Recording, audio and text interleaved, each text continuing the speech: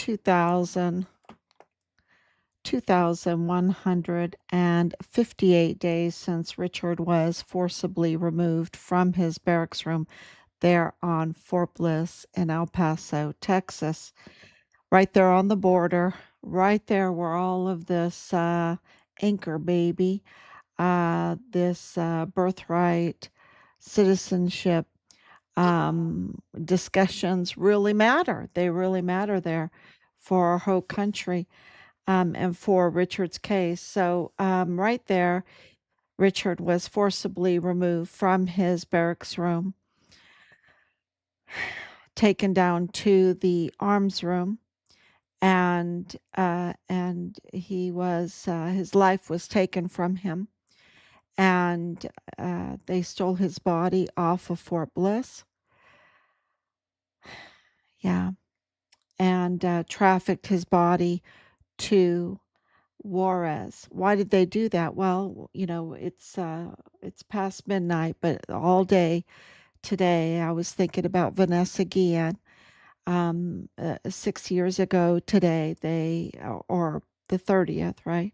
Right now, I think the whole thing was just crazy 6 years ago when they found her body, because they knew they had found it. They knew where she was. They knew. There's no doubt in my mind. Now that's my opinion, right? That's my opinion that they always knew, because they said that this was just this couple that took Vanessa Guillen's life. I don't buy that. That's my opinion.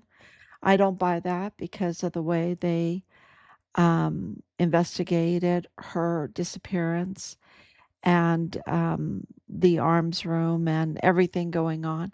They absolutely knew. This was, to me, in my opinion, allegedly, this was cartel operation that took Vanessa Guillen's life. A cartel operation that was infiltrated in the military, with high level um, uh, actors, infiltrators, operatives. That's my opinion because of everything that we know for 6 years of investigating, and because of the way General Garrett reacted to the whole thing. Um, General Garrett is a traitor to the country. Of course, that was Vanessa Guillen's commander. It was also Richard's commander, the same command, General Michael Xavier Garrett. So, yeah, and I know I'm tough on that just because of um, thinking about Vanessa Guillen and what they did to her, and thinking about what they did to our son and what they did to him. It's the same. It's the same playbook, right? The dismemberment.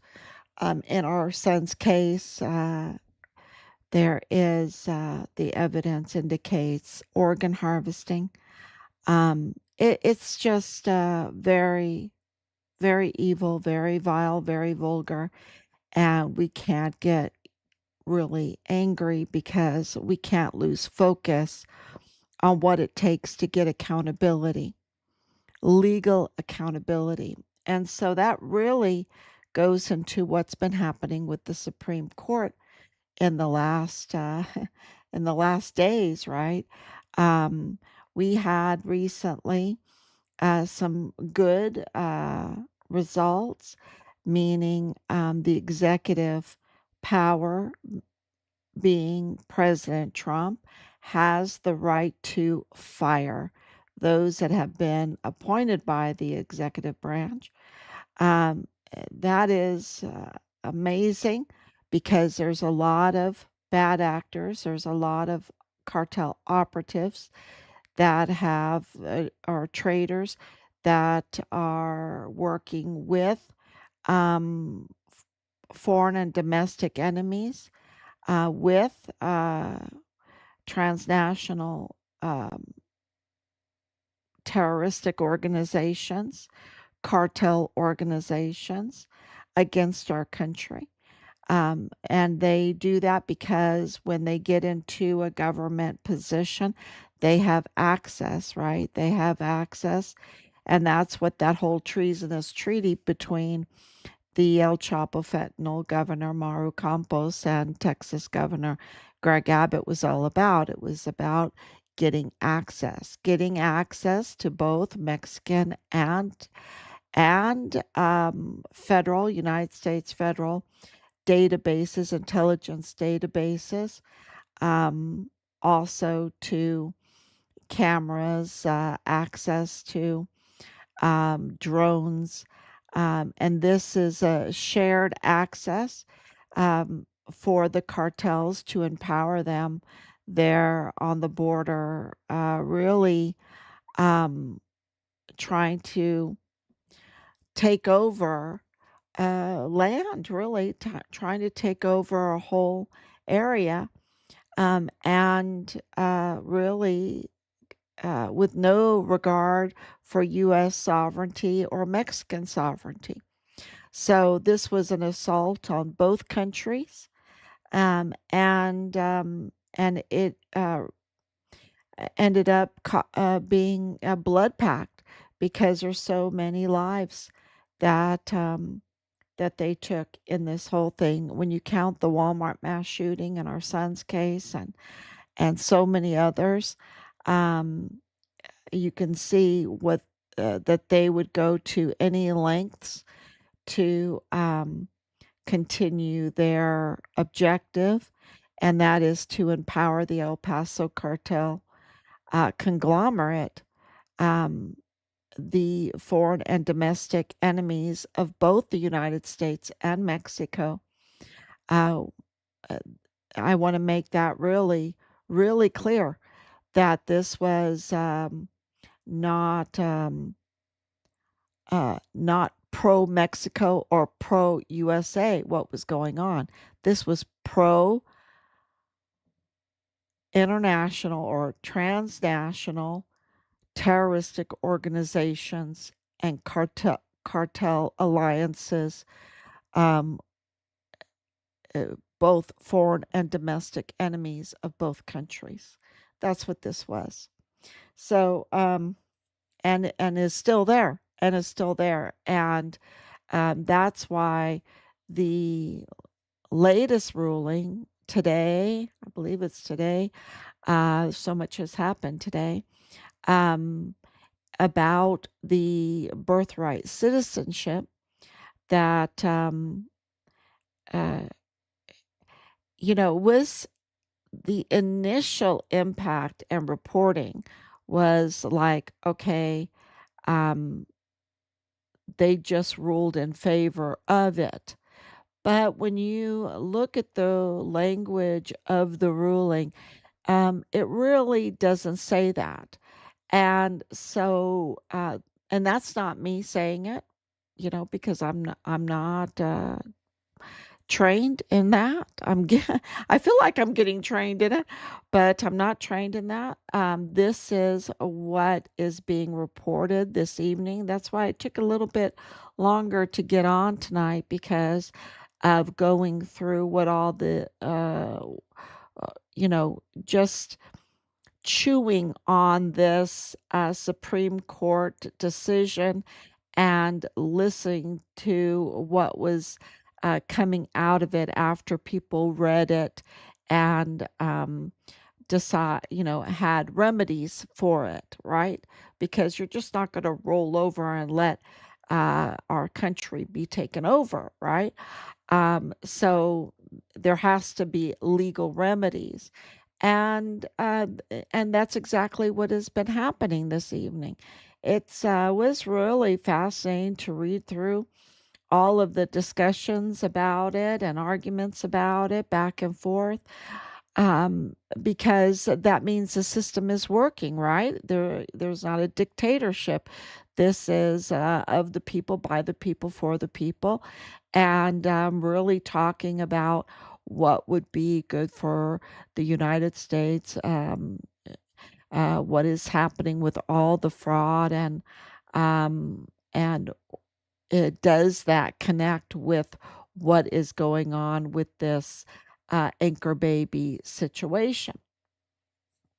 So our family comes from immigrants, legal immigration, and I think that was really addressed. That if you're in the country legally and you have a baby, if you're just one, if the mother, right, is in the country legally and has a baby, that solves all the problems.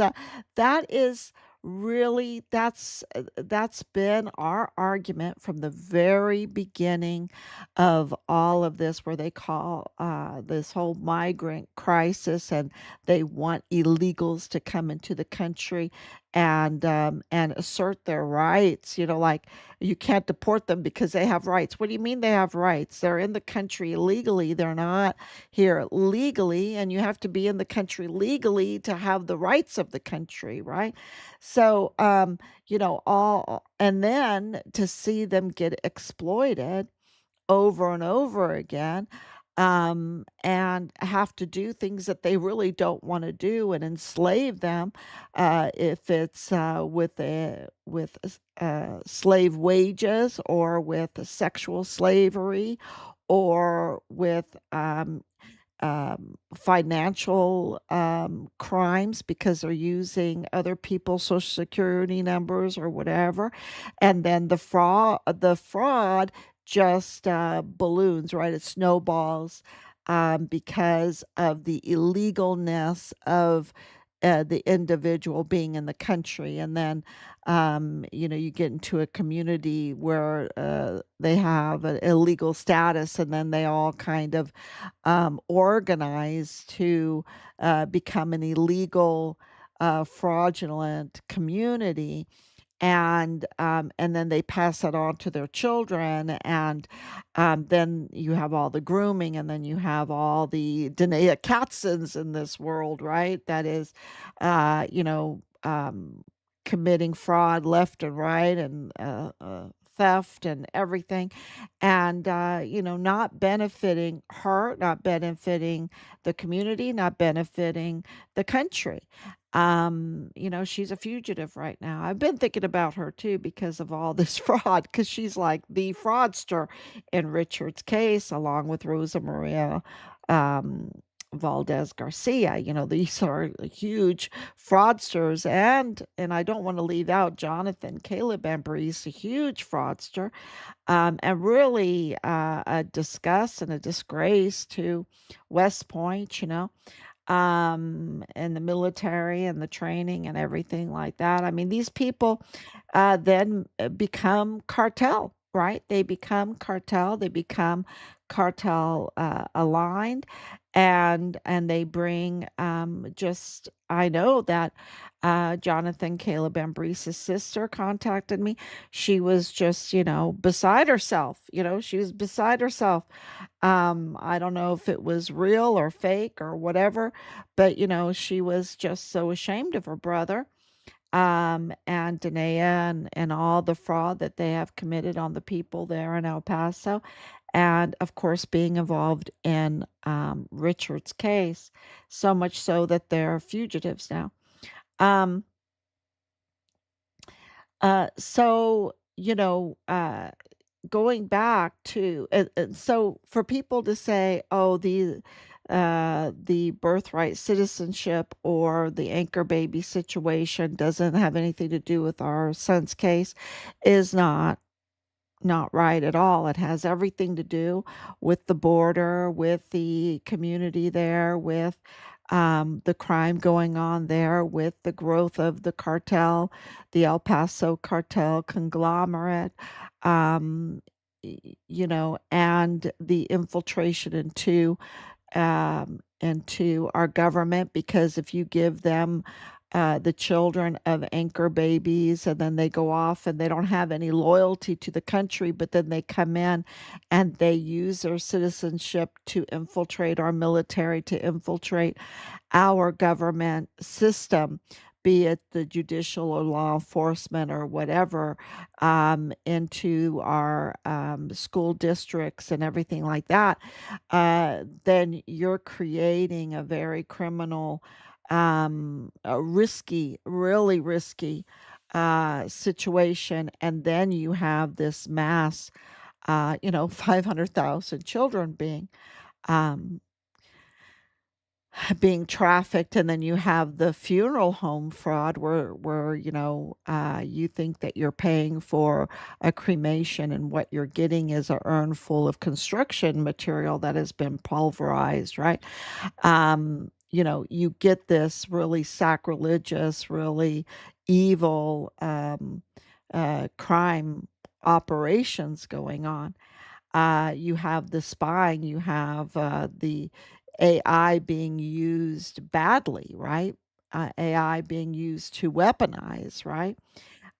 Because of this growth of a fraudulent, illegal, unlawful um, culture.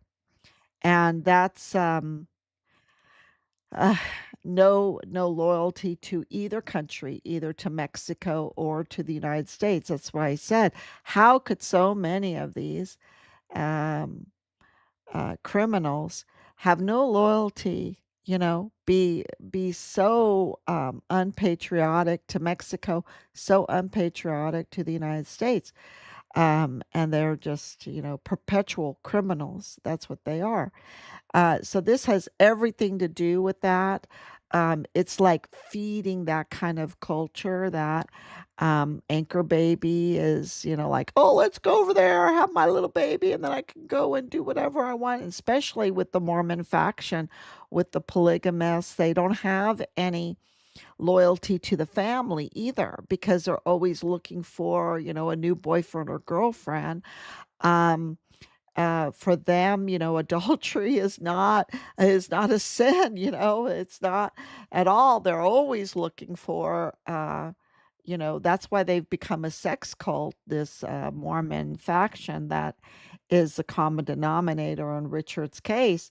And they have these babies, and then, oh, let's go and I'll just have this baby in the United States and then go back to my colonies, and then we can plot and see how we can take from both countries, right? We can be a Maru Campos, we can be a Lalo Almeida, we can be a Cesar Duarte and all the embezzlement. We can be a Maru Campos's mother and all the funeral fraud stuff. And then we can go over to the United States and we could figure out all that fraud with the money laundering, the use of the banks and the use of, um, the housing for uh, buying property and all of that stuff that they use to money launder, and then, sell fentanyl or whatever, all the stealing of equipment, and then expanding it um, uh, to the Middle East and to China, making deals with them. I mean, really, it just gets so ugly, right? It just gets so ugly, the spread of the crime. And we've seen that through this whole case, the spread of the crime.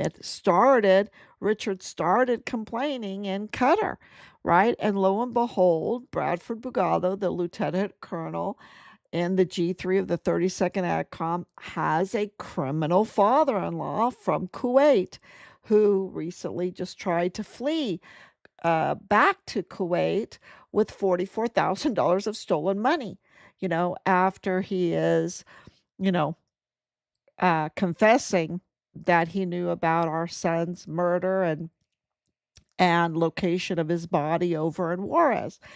That's in October of 2020. And we're just, we're still fighting this, trying to repatriate our son's remains because of the level of organized crime and all of this that have infiltrated both of our country's systems. Okay. And now you have President Scheinbaum calling for an audit for Maru Campos's golden mansion, right? Her 31 plus million peso mansion, um, in Chihuahua City. Um, because there is all this funny business, right? All of this criminal money laundering, embezzlement, all of that, and her connection with Lalo Made and her protection of him, who was depositing in and Wells Fargo Bank in the United States all this money. Um, and being the finance guy for Cesar Duarte, which is, all the Pan party, and they're all connected with Maru Campos's mother, with the ownership of Plenitud Crematorium, that is connected to the whole transnational cross-border funeral empire of Purchase Funeral Homes, and then also with the El Paso Cartel operative, Alejandra de la Vega Foster's whole family, her matriarch and patriarch, her father, Federico, these are all because they were pre-party, they're pre-pan, they all have been working together to be fraudulent, to be criminal, to be embezzlers, to be money launderers. And they, do it through bonds, I mean, it's just absolutely military contracts. And in Mexico, Maru Campos, the company that she inherited, I think, from her husband, was getting contracts from her own administration, and that's being investigated. Um, and of course, we know of Cesar Paneche with the the fuel theft, right? The Pemex fuel theft with his group of Carvel.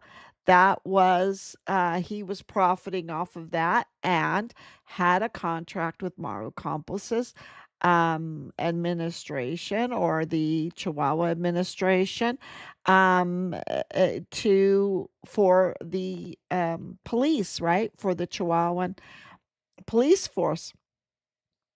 I mean, it's all like circular and that, and they have broken our trust, right? On the Mexican side and on the United States side, they have broken our trust. They have misused their positions. And this really goes back to the loyalty of the country. And it doesn't totally solve the country, the problem, the crime, but it does help, right? It does help. So everything that helps, that's what we need to do. And so this Supreme Court ruling that really kind of at the initial reporting of it sounded like they wanted to keep that corrupt culture going.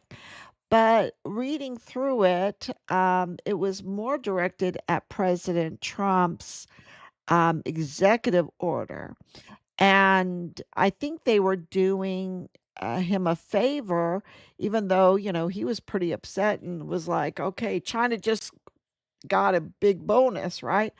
Um, but maybe not so fast. Maybe not so fast. There is really very clever people out there, and one such clever person is Bernie Moreno. So let's look at what he had to say about it. Here, I just posted it. Bernie Moreno.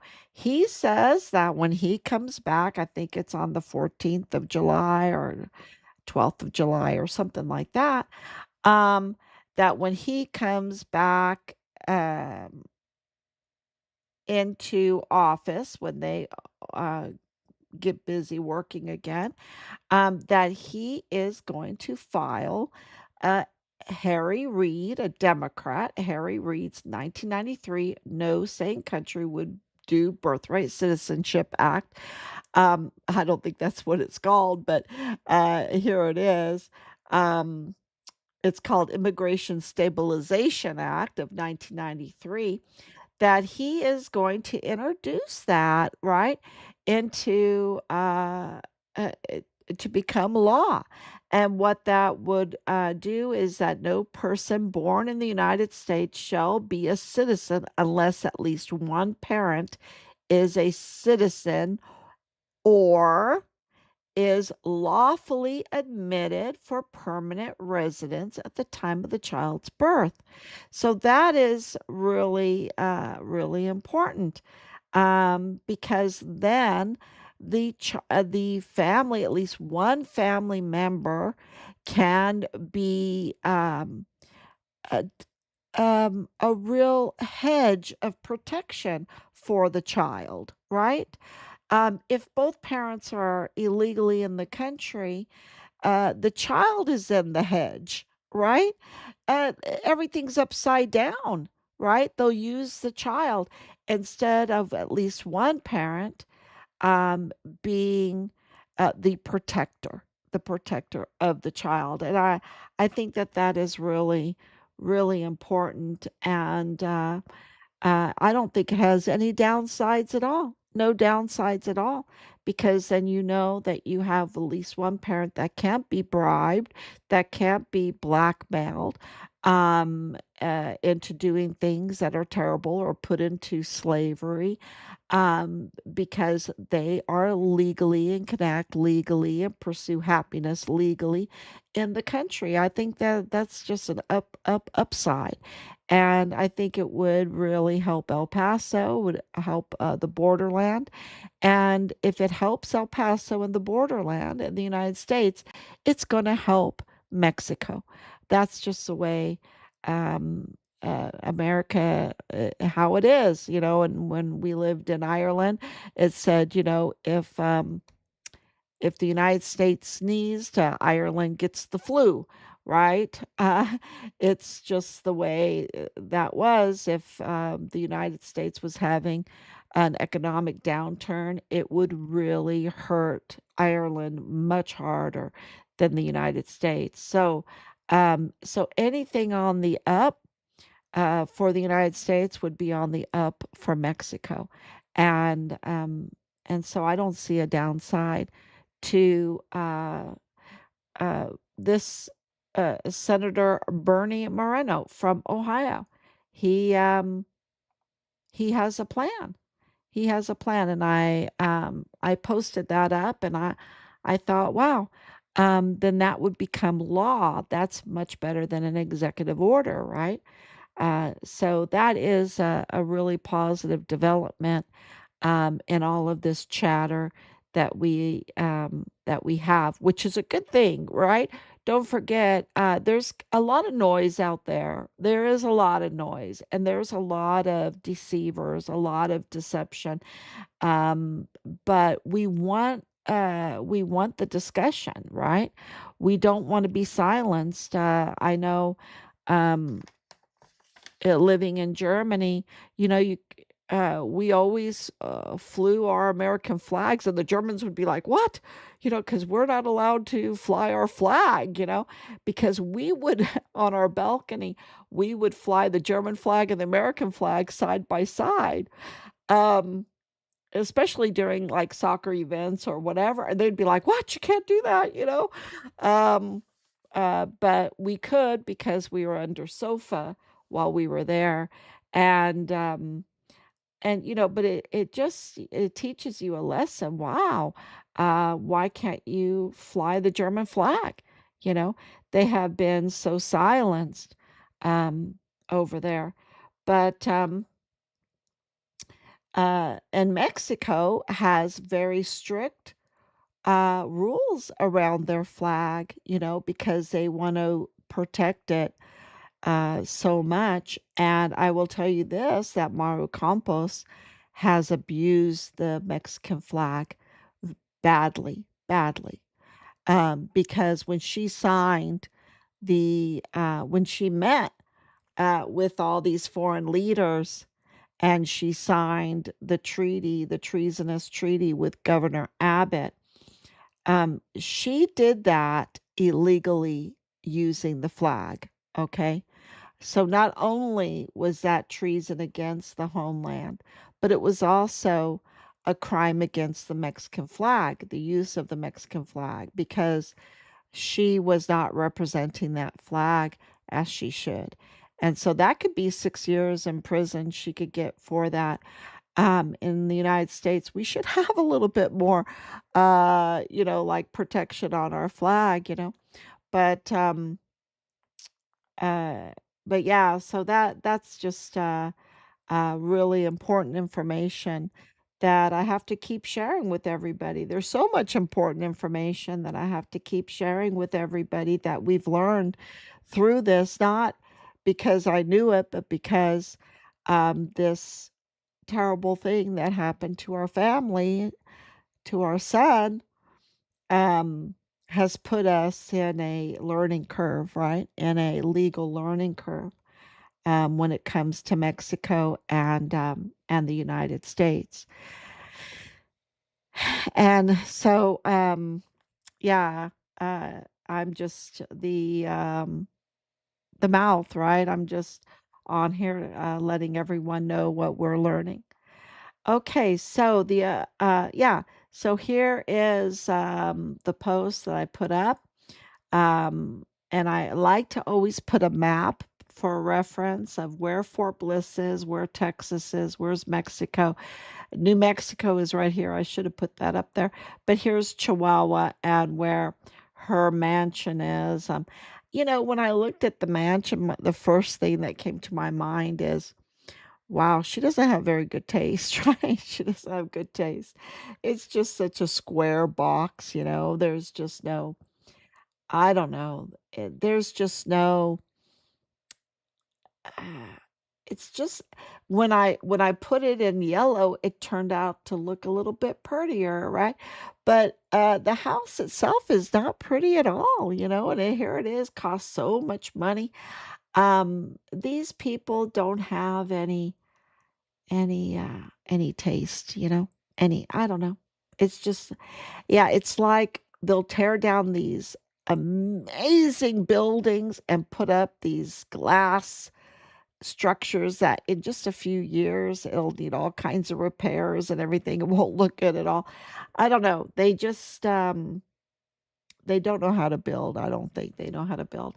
And this house, it costs millions and millions, but it's not very pretty. It's not very pretty. But there's an audit going on. I mean, that's my personal taste.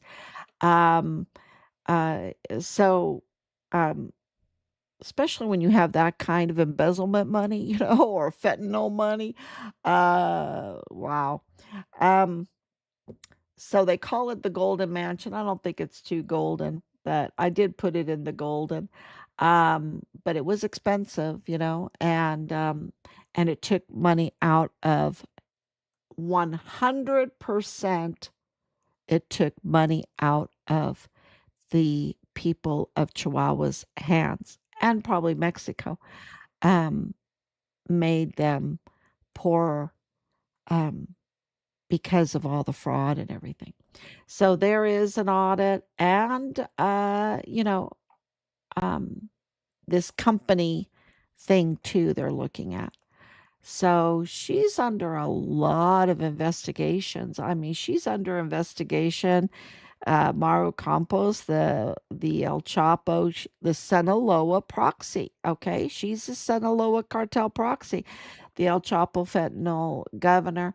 She's for treason against the homeland, for protecting criminals like Lala Almeida, for the treasonous treaty, for letting the secret payroll for foreign agents. That's talking about the CIA, the FBI, the ATF, the CBP, the DEA, DPS even, to be operating in her fiscalia and on a payroll and giving office space to them and doing unauthorized operations. And of course, two CIA agents were killed in an ambush. And these are, probably FBI agents Todd Petkus and David Frost that were in the Fiscalia. It would be very interesting to see if they were on the secret payroll because my suspicion is that that needs to be looked into. That needs to be looked into because my suspicion is what the heck were they in the Fiscalia?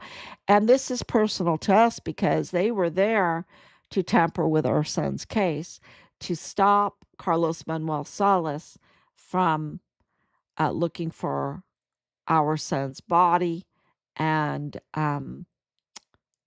investigating how his body got over to Juarez. Okay.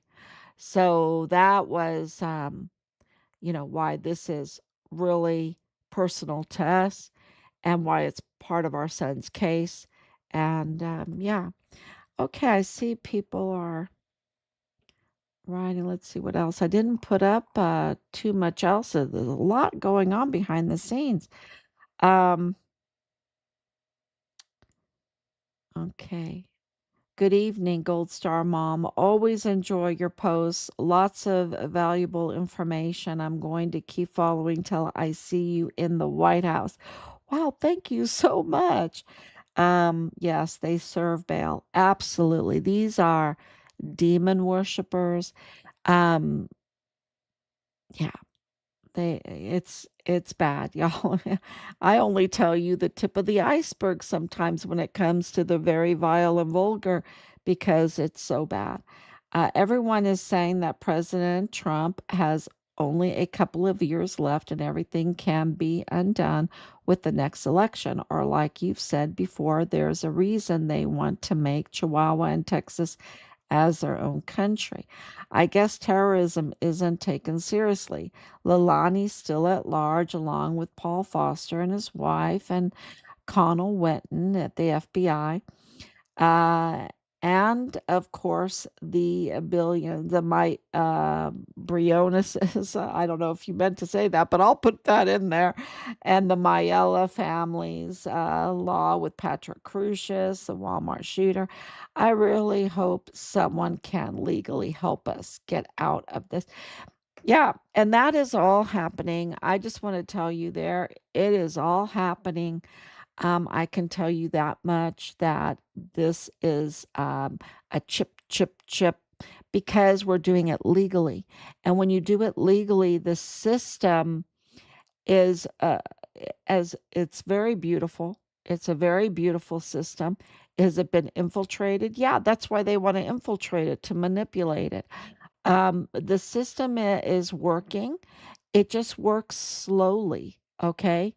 It does work slowly. And you have to be and I don't want to me, I want it now, right? I want it now.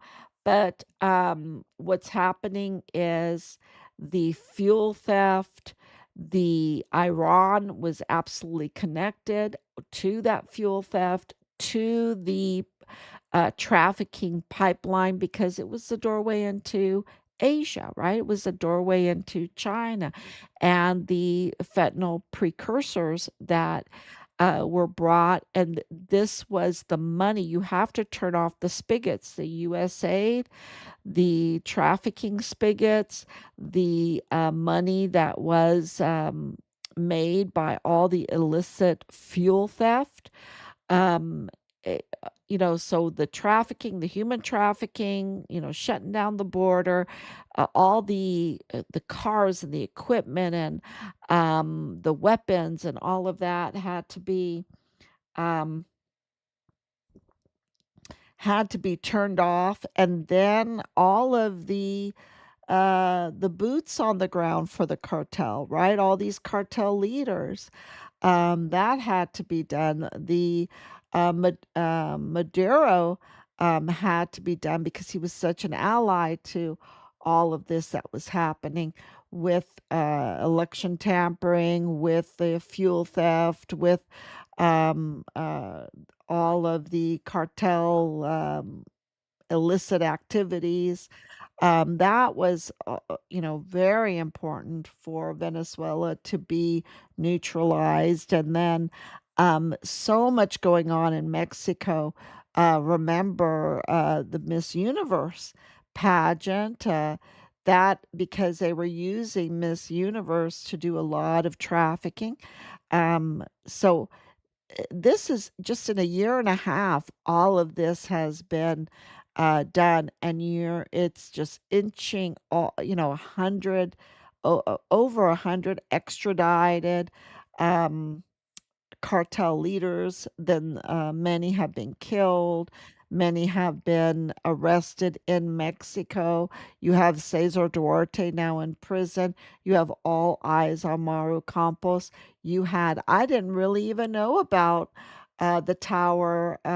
Laura, you were, alerting me to it. And I'm like, okay, I got to learn about this. I got to learn about this.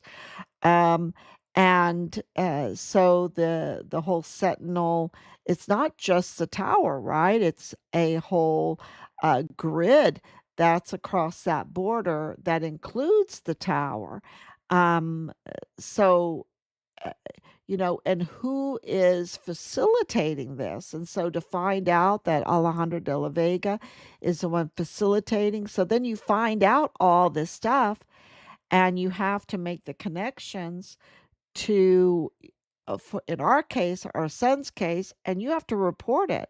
So you have to write all the letters and you have to know who to send it to and file it all. So all of this takes time to do it legally because with each step you have to file. Okay, you cannot, because the system has been infiltrated, you have to be the one filing, filing, filing. You have to take the action, and then they have to document their responses, and there's so many cover-up responses. Y'all would be like crazy telling us, how can you do it, Halliday family? How can you do it with their responses? They're just so broken. But the responses are documented, right? They're documented and useful for this is how so many things have happened in our case because of them documenting their criminality. Okay. And that's what they're doing. They're documenting their criminality. So instead of saying, I saw them do this, and then they're like, okay, prove it or whatever.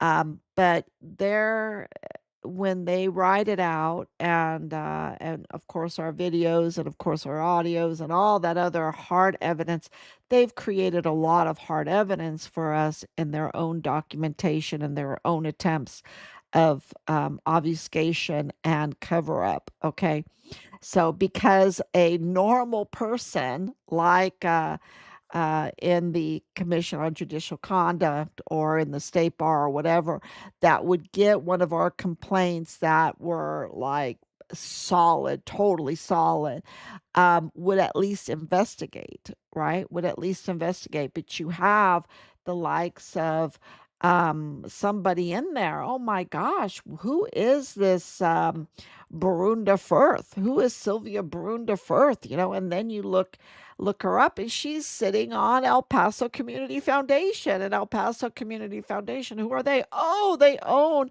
they're the benefactors for El Paso Matters, right? And then you're like, okay, this is all making sense because that is Woody Hunt, right? That's Woody Hunt, and that whole group with Paul Foster and Alejandro de la Vega.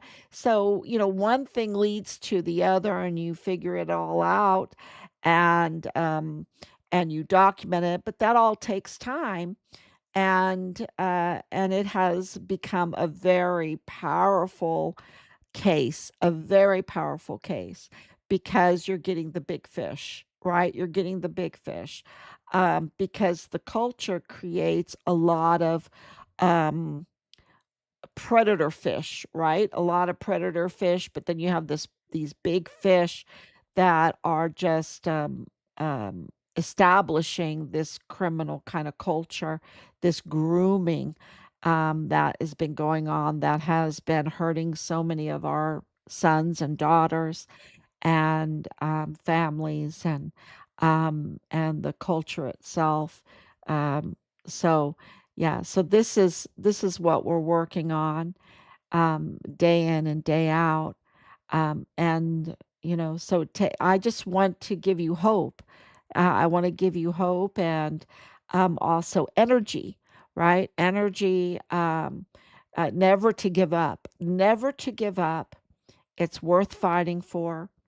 and especially with our children and the future of our children. And I don't know if you have grandchildren, but the future of your grandchildren. We can never give up. And, so it's a fight. It's a fight. It's not being handed to us.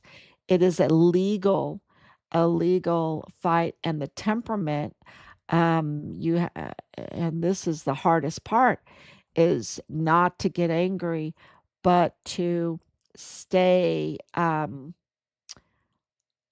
stay vigilant, put on that full armor of God, and use our system. This is the thing. They have brainwashed us to say that our system is broken and you shouldn't even vote anymore. You shouldn't do this. That's all a brainwash. Our system is still there and it works. They just don't want you to use it. Our power to vote. Why is it that they battle every day to give who they want the power to vote? But they tell us that have the power to vote that doesn't even help. It doesn't even help. Don't even vote.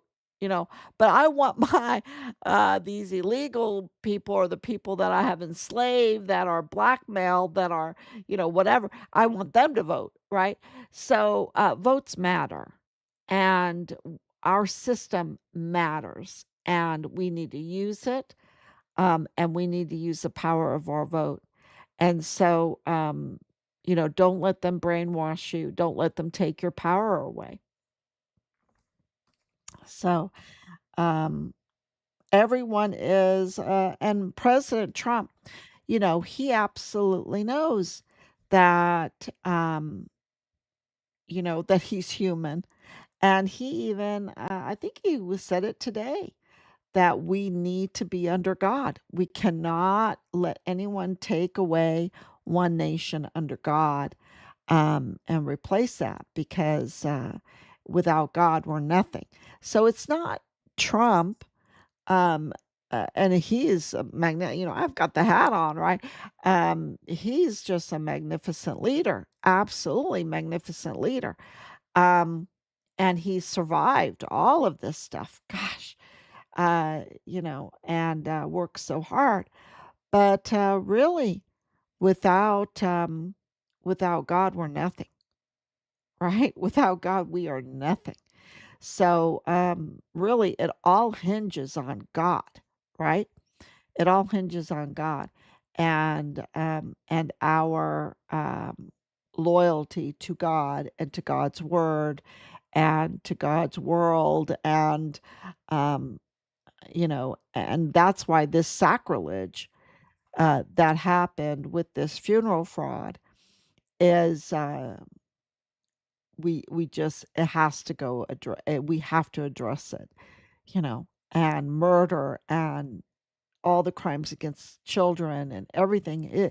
Those are all assaults against God and God's world order. So yeah, Mexico won their World Cup game tonight. Oh, awesome. I know they're very, very happy. Germany lost. And so I know I have a lot of German friends who are very, very upset about that. They're not happy about that, but Mexico won. Oh, good. I'm so glad. Um, I just love that World Cup, because this having it in the United States, it's been very exciting to see all these countries come together like this. It's just amazing and be so proud. Um, did the Mormon church ever get back to you? No, they did not. And that tells you something, because um, they absolutely they are this Mormon faction needed to be addressed by the Mormon leadership, the Mormon bishop there, and they didn't. And so that tells you a lot right there. Uh, Thank you. That's why we're all here. We stand for God. We don't waver. Absolutely. So thank you so much. I mean, that is uh the main message. uh, is, wearing the full armor of God and not being afraid. And that's why I loved the video of Lalo Almeida with the gun, None of them cowered. None of them. They were all so brave. It just tells you that people get it. People get it now. And they are absolutely standing up against these fraudsters, these deceivers, these cartel operatives, and that are imposters in our government, like, and I have to say it, like James Bonneau Montoya, he's such an imposter. Like the judges in the magistrate court, they're imposters. Like Bill Hicks, total imposter. Like Mario Raskin Ortiz, the chief medical examiner, totally imposter. And they're infiltrators, imposters, and up to no good. And so, uh, that doesn't change overnight. We've been working 6 years to make the changes, and we're narrowing in. It's really narrowing in. You had Pete Hegseth there in New Mexico at White Sands Missile Range, which is so sweet for me, right? So sweet for me being born there. But to take back White Sands, because White Sands has been their playing ground, and Fort Bliss and El Paso, that has been their stomping ground with the whole Jeffrey Epstein thing, too. So it was really great to see him there and um, put out a very, very clear message that times have changed. So thank you so much, everybody.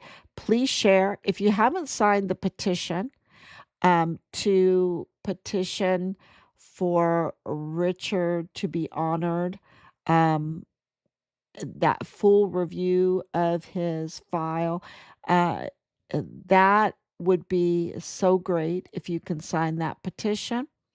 Um, and I will put it back up there on top. We just have uh yeah, so but I will do that so you can sign that petition and share the link for that. Get the message out about Richard, about what happened to Richard, about the false narrative that the very criminal Bob Moore, El Paso Matters, El Paso Community Foundation, the very people involved in targeting Richard, hurting Richard, covering up this brutal, brutal crime, are the people that were framing the narrative and had control over the media. Because don't forget, Bob Moore is totally connected to uh, the whole Nadal Baim, the car stuff, A&R Chavira car, the Walmart mass shooting, all of that. So the very criminals were the ones doing the smear campaign on Richard.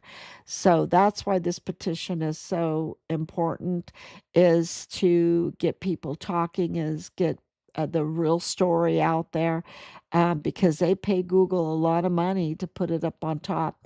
And um, but we are a government of the people, by the people, for the people. And so, uh, they can't stop us. We got them. We understand their dirty playbook now. And so that's why the sharing, the talking about it, the petition is so, so important. Thank you so much, everybody. God bless you. Please share, and I'll be back.